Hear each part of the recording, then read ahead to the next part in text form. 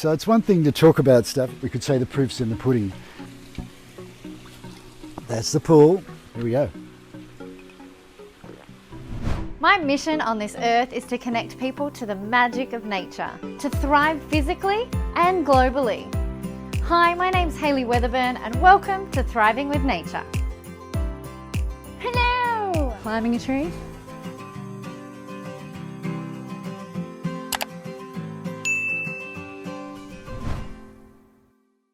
Welcome Thrivers, welcome to this week's episode. Oh my gosh, that last video that we did, Norm, has had over 100,000 people watch it. Your beautiful pool is just going viral, which is super exciting. And so I wanted to sit down with you today, Norm, and answer all the questions that we've been getting on that pool video about your beautiful natural pool. So Cool. We're going to ask all the questions, but first, Norm, welcome back. Hi, Hayley. I wanted to talk about how's the pool been since we did that interview in 2020? I used to come down every morning in the first few months with my cup of coffee, wondering if anything was going to go wrong. Never did. It's been great. Maintenance has been easy. Guests have been loving it. Yeah. I don't know what to say. It's been awesome all the time. Yeah, that's It's great. been clear and lovely and a real pleasure. And since then, you've done a cleaning process or something? When we first built the pool, we were super busy at the time. It was pre-COVID.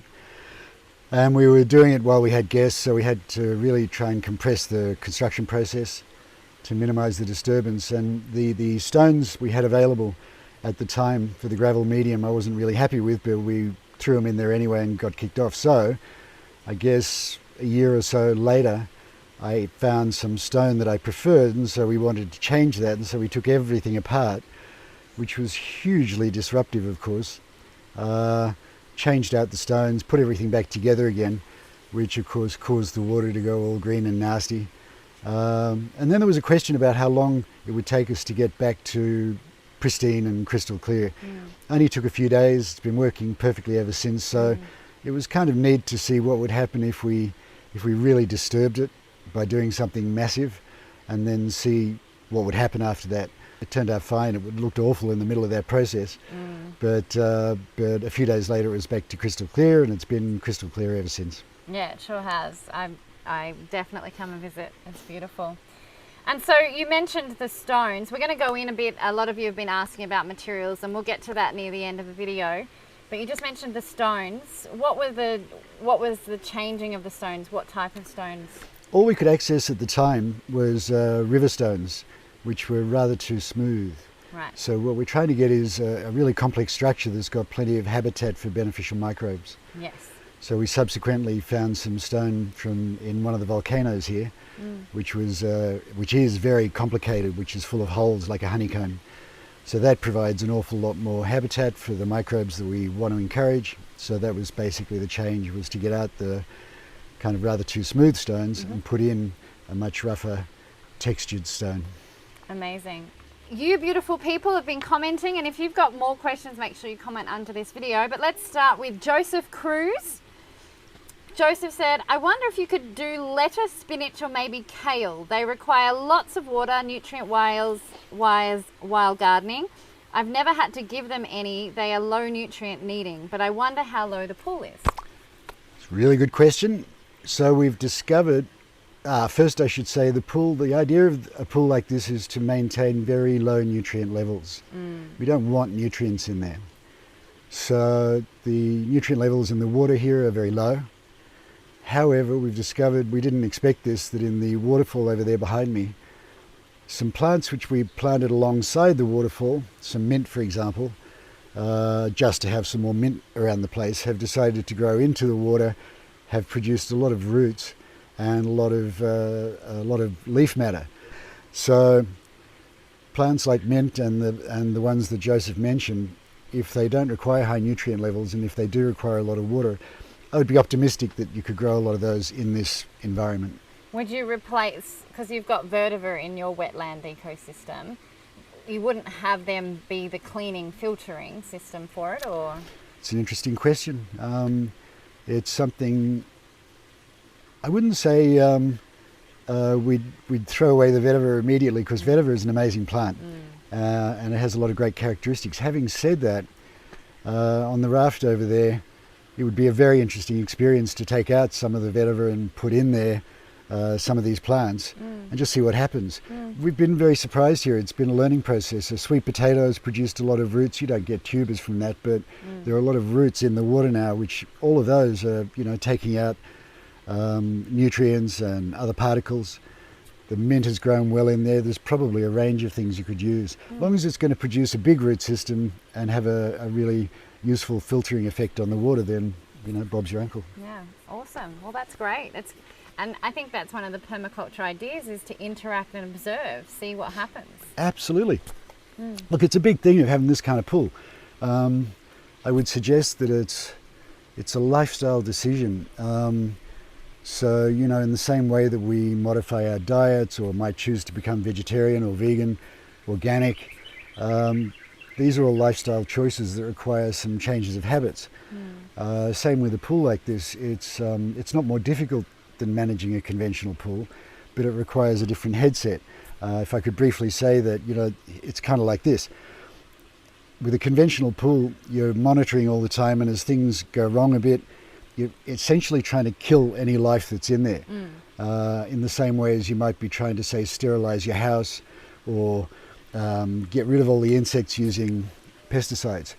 So when you flip over to a more, let's call it, organic lifestyle, in your house, you're certainly not spraying pesticides around. You're finding other ways to control pests. In terms of sterilizing yourself, you realize that, hey, that may be not the most healthy thing to do. And the same with the pool.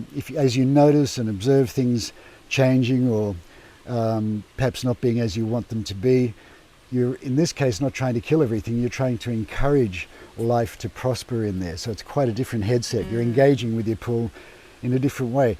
I wouldn't say there's much more effort or time or money than in a conventional pool. Yeah. You still have to be engaged with a conventional pool. Oh, definitely. Yeah. That's why you have pool men. Yeah, and the response is women. usually more chemicals. Yeah. In our case, if I come down and I just have a sense that things aren't quite right, I might modify the length of time the pumps are running, have a look at the plants, see how they're going, this kind of thing. You're engaging in a very different way. I would suggest a much more pleasant way. Yeah, it's beautiful. It is. All right, Nadia Gill, thanks for sharing this inspiring pool. I was wondering if there are any solution with regards to harmful bacteria, especially with fish excrements in the same water, and even after different guests visiting it, wouldn't it be risky if kids swallow some of that water while playing? Really good question. A couple of answers. In terms of, fish poo, for example, or little kids weeing in the pool, these things are going to happen, obviously. The pool gets turned over, the amount of water in the pool gets turned over several times a day like it does in a conventional pool. So whatever's in the water is going to go through gravel filters, which are populated by microbes, before it gets back into the pool. The fish poo, for example, becomes fertilizer for the plants. There's not much of it. There's a few fish in here, but not a huge number. So it gets turned into food for microbes and plants and whatnot that are in the pool. I want to make the point that I think in a conventional pool, if a kid swallows some of the water, it's a chemical soup, which includes, wee, and the various chemicals we use to manage a conventional pool. And I would suggest that that's probably not very healthy for kids to swallow. On the other hand, if we go swimming in a clean, natural stream or creek, if we're lucky enough to have one of those, I don't think any of us worry too much about whether the kids or ourselves accidentally swallow a bit of the water. If we can see that this is a natural, clean stream or creek, we feel pretty comfortable with those issues. Yeah. And yet there's fish and whatever else in there. I wonder, is it okay if I jump up now and just do a little demo? Yeah, sure. So it's one thing to talk about stuff. It's easy to talk about stuff. I think it's another to, we could say, the proof's in the pudding. So that's the pool, and here we go.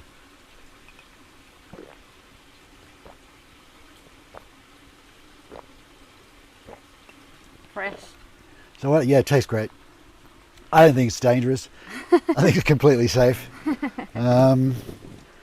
I think it's much, much healthier swimming in this environment, whether you swallow any water or not, than it is in a chlorinated chemical soup type pool. We know that without beneficial bacteria, we don't function. You know, inside us and on us, we're very much reliant on those beneficial bacteria. The idea that we can somehow sterilize ourselves to be safer is just a nonsense. So it's the same in here. We want to encourage, in fact, beneficial bacteria. Exactly. We could say they're mainly aerobic, you know, oxygen-loving bacteria, and discourage the pathogenic ones, the ones that we don't like, which tend to be anaerobic or living in low oxygen environments. So part of the idea is that the pool has to stay well oxygenated, like a fresh mountain stream or a creek. The shape of the pool and a bunch of other things all contrive to encourage the bacteria that we live happily with and that we in fact depend on, and to discourage the ones that make us sick. Yeah. I hope that helps. Yeah, no, definitely. I mean, Dr. Zach Bush talks about go out on the weekends and breathe in your biome. Go into as many environments as you can and get different microbes, increase the diversity of your microbes in your system. I really worry about people who live in, I mean, the town I think of the most is Singapore. It's a lovely town nowadays, but it's very sterile. And there's an impression there that you can somehow be healthier by sterilizing your environment. And I really worry about the kids there, that they are not being exposed to natural challenges, if you like, such that their immune system's not getting a chance to develop. Yeah. And I do wonder if that doesn't lead to less robust, healthy adults in the long run. Yeah, interesting. You know, I mean, you don't want to go plunging your hands in septic tanks. No. But at the same time, I think it's important that kids especially, and the rest of us, kind of engage with nature, whether it's in the garden or in a creek or on the beach or whatever, such that our immune systems are working a bit, you know. Yeah. So I think actually that's an important side of things. The idea that we can sterilize ourselves to health, super bad idea in my opinion. Yeah, I agree. I did an article on germ theory versus terrain theory, where it talks about the germs. Yes, in an operation theatre, when you're cutting open a human, definitely you need the sterile, and that's a great thing. But like what you're just saying, let's increase and strengthen the environment that our body and our systems are. The whole system nowadays is set up, system meaning economic system in the modern world, is set up to convince us that we need to use all sorts of fancy products to keep ourselves clean, healthy, safe, beautiful. So many of them in the end turn out to be not really very beneficial. And I'd suggest that what we need to do is start to reduce the number of manufactured chemicals that we're encountering every day. You know, use a natural soap instead of a very perfumed and very manufactured one, and the same with shampoos, and maybe use them a bit less, you know. This Start idea to transition. Yeah, it's same with food, you know. I mean, just the idea that we can spray our way to health somehow is just a terrible idea. And I think we've learned this, you know, things like cancers and so on are so much more prevalent now in this modern world. Maybe I could quickly say this. I've been here 30 years in this village in the hills in Bali. When I first got here, people lived, if they didn't encounter a bad accident or a serious illness of some kind, they would live into their 90s, typically. What I've noticed as the modern world has encroached here and they've changed their diets and have started adopting the use much more of various chemical things like pesticides, their lifespan has significantly shortened. As they've become more modern in their living habits, I've watched the oldest people now are perhaps hitting 70, 75 maybe. So they've lost about 20 years of lifespan during the time that I've been here, which has gone from very traditional organic kind of farming lifestyle before they had electricity and so on, to a much more modern lifestyle now, where the foods they're eating are processed and they're using more chemicals and so on. I've really seen the impact of that, and you can certainly see it in the West, you know. So yeah, I think the pool, organic gardening, stop using pesticides in your house, all this kind of thing.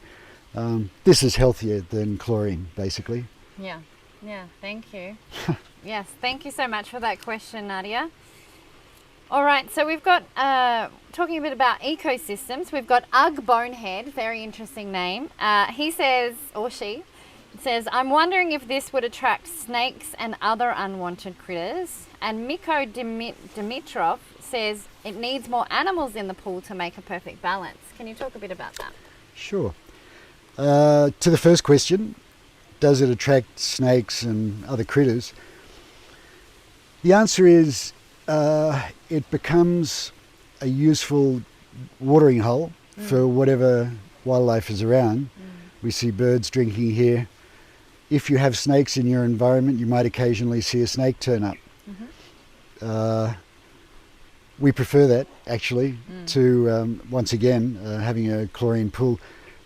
A big part of our gardens is planting stuff that encourages birds, butterflies and nature to come back in. That includes having a few snakes around.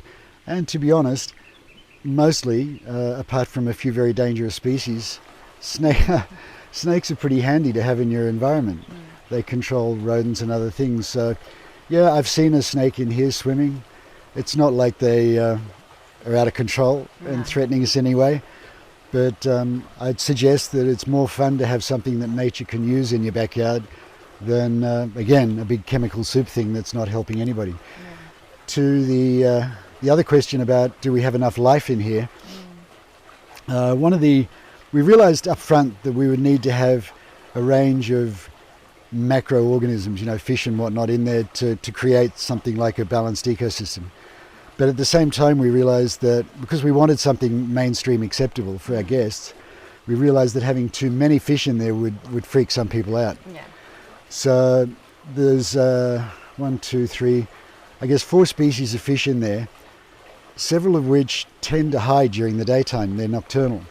Yeah. So if we go in there now and we stand quietly in the shallows, a whole bunch of these little tiny fish will come up and start eating our feet. Not literally. Not literally, they'll start picking away at the dead skin and whatnot on our feet. So those pay good money down in Kuta for those. They do. It's a free fish spa here. We didn't plan for that. That just happened.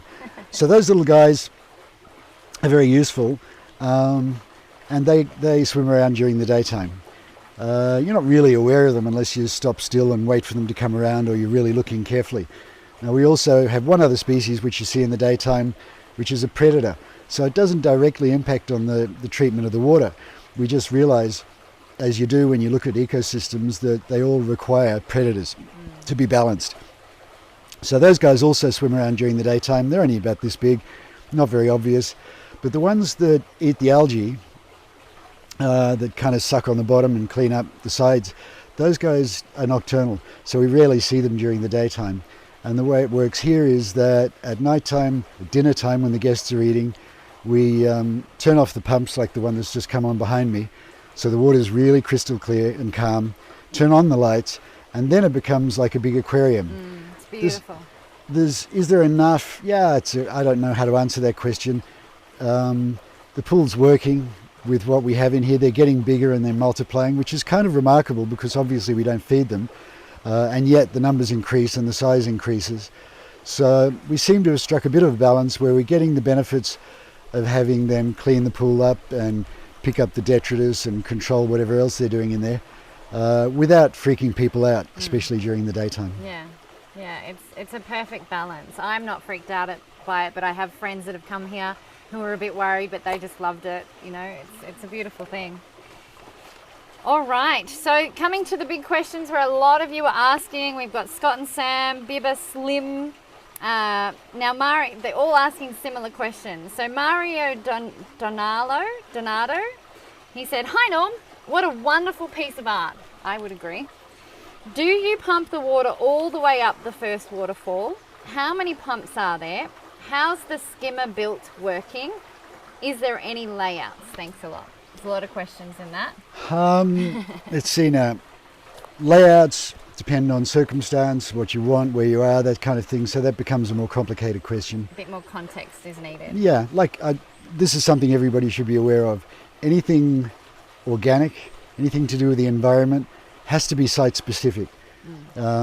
Big organizations like the cookie cutter approach, do this here and then keep doing it everywhere else. That's a very bad approach for anything that's organic or working with nature. So it has to be site specific, weather, climate and so on. In terms of the skimmer box back there, I don't know if you can see it behind me, that works fine. It's just like a conventional skimmer box. So, yep, that works fine. It just takes stuff off the surface. And in terms of the pumps, that's an important question, because one of the big questions with this is, does it cost more to run than a conventional pool? The main cost with a pool is usually the electricity required to run the pumps.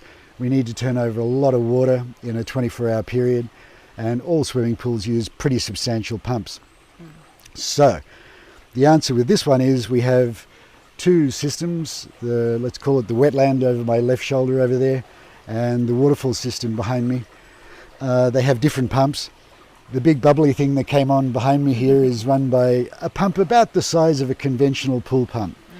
It only runs about 10 minutes in every hour. So that one's, a conventional size, but doesn't run all that often. The waterfall pump, on the other hand, is driven by a much smaller pump. I don't think you'd ever really see a swimming pool with such a small pump in it.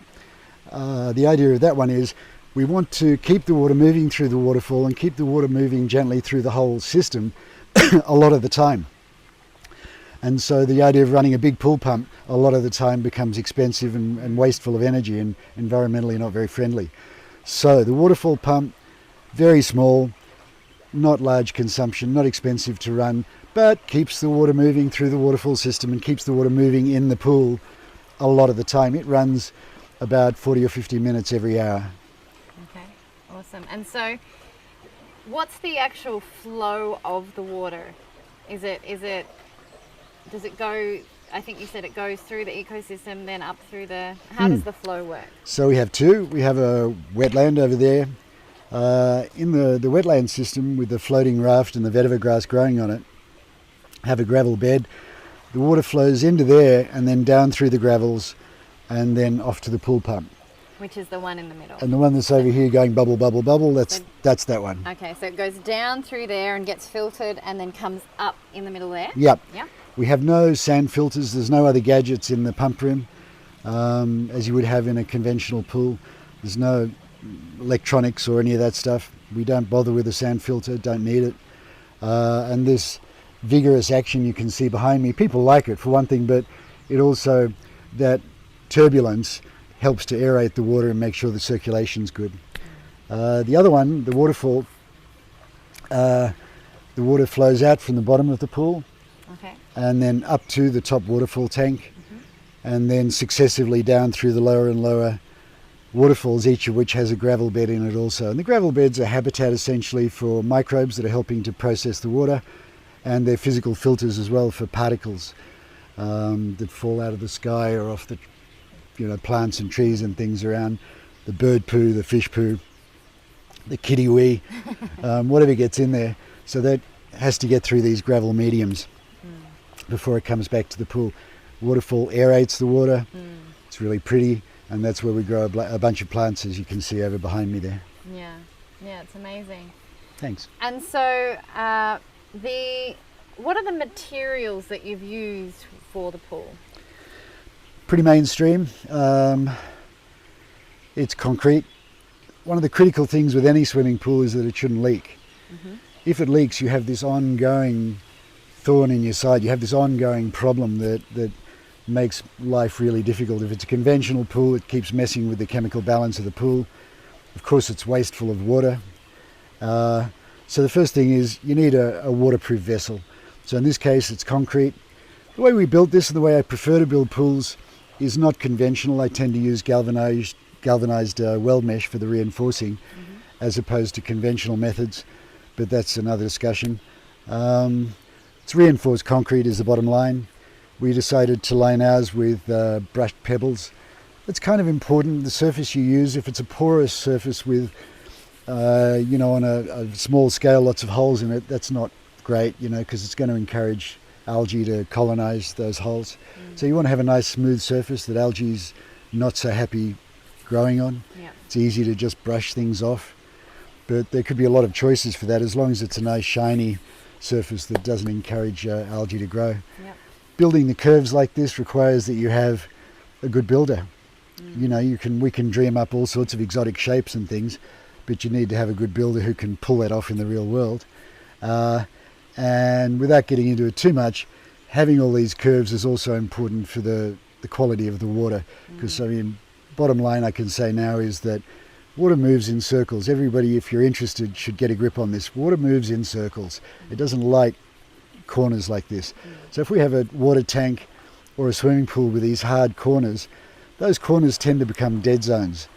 Water's moving around here, and that's where all the dirt and the bacteria we don't like very much tends to accumulate there. It's not well oxygenated. It's not circulating nicely. If you look in a water tank that has that kind of profile, you'll notice that that's where all the gunk and the nasty stuff accumulates, and it's pretty hard to get out. So it's constantly re-inoculating your water with things that we don't like. Going back to what I said before, we're trying to encourage aerobic organisms and discourage anaerobic organisms. So sharp corners bad, curves good. Right, yeah, beautiful. And so the waterfall as well is a construction of obviously rocks and similar basic and foundation. Same thing, you could think of it as a series of tanks. Has to be waterproof, same thing. Exactly how you go about it can vary, but the bottom line is that it's got to be waterproof. Yeah. So again, the configuration and the size can vary quite a lot depending on the situation. There's some aesthetic considerations. You know, once you figure out what's required to keep the water nice, how you arrange it and how big it is depends on the size of the pool and what the client might want or what you might want. You might want a really modern look, for example. This is pretty organic, the one we've got here. But someone in a modern house or business might decide they want a more architectural look. That's fine, as long as the technical side, the specifications of the waterfall system are doing the work. Yeah. You can make that look super modern, or you can keep it very organic, and there's all sorts of configurations you can play with. Bottom line, got to be waterproof, got to have the gravel, got to have the right flows and circulation and so on. But the aesthetics of it can change quite a lot. Yeah, amazing. Amazing. Thank you so much for sharing these extra details. We've been discussing the possibility of even creating an online course where you could actually get the main principles of how to do this in your own place. And so if you're interested, you can go to thrivingwithnature.com/natural pools. I'll put the link down below. And just let us know if you're interested. And if we see enough people that are interested, we'll look at creating something that can help be a self-guide process, do it yourself at home. I could say this, that we're getting so much interest locally and overseas. There's clearly no way that I can personally get involved in every pool. I have been doing a couple overseas by remote control, and I've been doing several here in Bali. But if we want to spread this in the same way as we like to spread organic gardening and sustainable construction and other issues, then we need a way that we can get this out to you wherever you are. So that's what we're going to work on, is a way that we can pass on to you everything you need to know to do this for yourselves wherever you are in the world. And it is going to have to be specific. You're in a temperate zone or a tropical zone, these are going to be different, and so there'll have to be some kind of online feedback or backup. But that's the aspiration, is to allow everybody anywhere to go down this track and to try and facilitate that process. So yeah, I'm hoping we'll be able to pull that off. So head over to that link and pop your name in the waiting list. I think that's great. So if you've got any other questions that we haven't answered, please pop them in the comments below. We'll probably add that to the program, the course. And don't forget to hit subscribe on this channel so you can see more amazing things. And of course, head over to Bali Eco Lodge, their YouTube channel. They've got some more videos coming of this amazing pool. So Bali Eco Lodge, I'll pop the link down to their YouTube channel. Hit subscribe on there as well, because some more amazing videos that they've been taking are coming up. So, And when we can travel again, please come and visit. yes, definitely come to the Sarambana Eco Lodge. It's absolutely divine. I'm here very often. Thank you so much, Norm. And thank you so much, Thrivers. Have an amazing day. We'll see you in the next video. For more information, you can visit thrivingwithnature.com. See you next week.